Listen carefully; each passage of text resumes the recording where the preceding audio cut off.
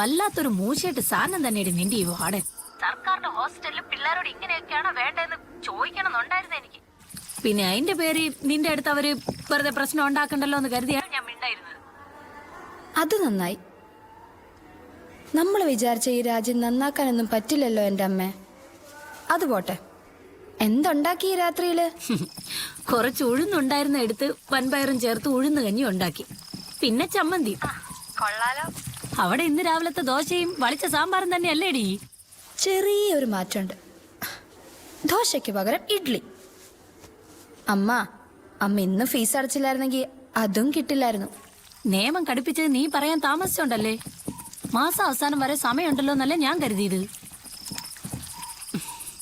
എടി, നിനക്ക് ഞായറാഴ്ചയെങ്കിലും ഇങ്ങോട്ടൊന്ന് വന്നൂടേടി. വായിക്ക് രുചിയുള്ളോ വല്ലതും കഴിച്ചിട്ട് പൊയ്ക്കൂടെ?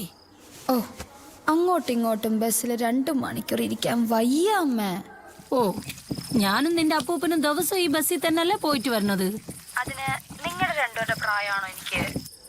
ഈ പ്രായത്തിൽ ഇനി ബസ്സിലും വെള്ളത്തിലും കയറാനുള്ള ആവതില്ല മോളെ. ആദ്യം വെള്ളിയാഴ്ച കോളേജ് വിട്ടാൽ ഉടനെ ബസ് പിടിച്ച് ഇങ്ങോട്ട് വന്നുകൊണ്ടിരുന്ന ആളാ. പിന്നെ അത് ശനിയായി, ഞായറായി, 2 ആഴ്ചയിലൊരിക്കലായി. ഇതിപ്പോ മാസം 1.5ആയി. എന്റെ കാര്യം നീ വിട്. അപ്പൂപ്പന് നിന്നെ കാണുമെന്ന് തോന്നൂലേ? ഓ, അപ്പൊ അതാണ് കാര്യം. അല്ലാതെ എന്നെ തീറ്റിച്ച് നന്നാക്കാനൊന്നും അല്ലല്ലേ? കൊതിയാവുന്നടി മക്കളെ. ചിലപ്പോ തോന്നും നിന്നെ ഹോസ്റ്റലിൽ നിർത്തണ്ടായിരുന്നെന്ന്.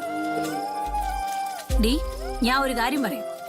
നീ ഇങ്ങോട്ട് വന്നില്ലെങ്കിൽ ഈ ഞായറാഴ്ച ഞാൻ ഉറപ്പായിട്ടും അങ്ങോട്ട് വരും. നിന്റെ കൂടെ കുറേ നേരം ഇരിക്കണോ എനിക്ക്? അയ്യോ, മുന്നറിയിപ്പില്ലാതെ ഇങ്ങോട്ടൊന്നും വന്നേക്കല്ലേ. ഞായറാഴ്ച ചിലപ്പോ സ്പെഷ്യൽ ക്ലാസ് കാണും. എന്തായാലും അമ്മ കഴിച്ചിട്ട് കിടക്ക്. ഞാൻ നാളെ വിളിക്കാം. ബൈ.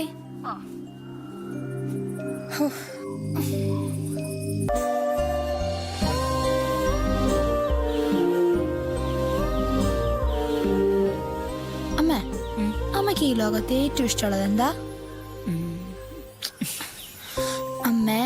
അമ്മയ്ക്ക് ഈ ലോകത്ത് ഏറ്റവും ഇഷ്ടമുള്ളത് എന്താന്ന്? നിന്റെ ഈ ചിരിക്കണ മുഖം ഇങ്ങനെ ചേർത്ത് പിടിച്ച് നോക്കിയിരുന്ന്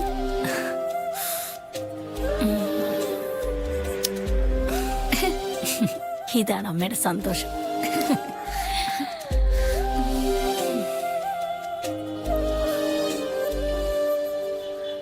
നിന്റെ നൂലുകെട്ടിന്റെ 4-ാം ദിവസമാണ് നിന്റെ അച്ഛൻ അവധി കഴിഞ്ഞെന്ന് പറഞ്ഞു പോയത്.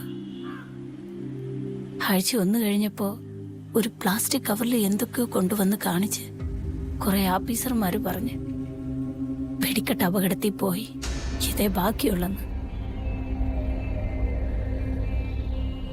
നിന്നെ നെഞ്ചിലടക്കി പിടിച്ച് ഞാൻ ഏങ്ങലടിച്ച് കരയണ കണ്ടിട്ടാവും നീയും നിർത്താതെ കരഞ്ഞ്. അന്ന് ഇതുപോലെ ഉമ്മ വെച്ചാണ് നിന്റെ കരച്ചിൽ നിർത്തിയത്.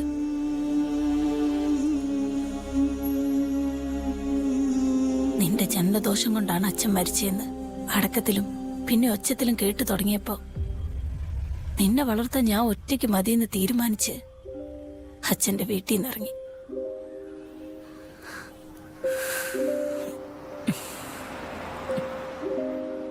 ഇടയ്ക്കൊക്കെ നിന്റെ പഠിത്തത്തിനോ ആവശ്യങ്ങൾക്കോ പൈസ ഉണ്ടാക്കാൻ ഒരു വഴിയും കാണാതെ തളർന്നു പോകുമ്പോ എന്റെ ഈ ചക്കരയുടെ മുഖമാണ് അമ്മയെ ഉണർത്തുന്നത്. എന്റെ മക്കളെ, നീയാണ് അമ്മയുടെ എല്ലാം.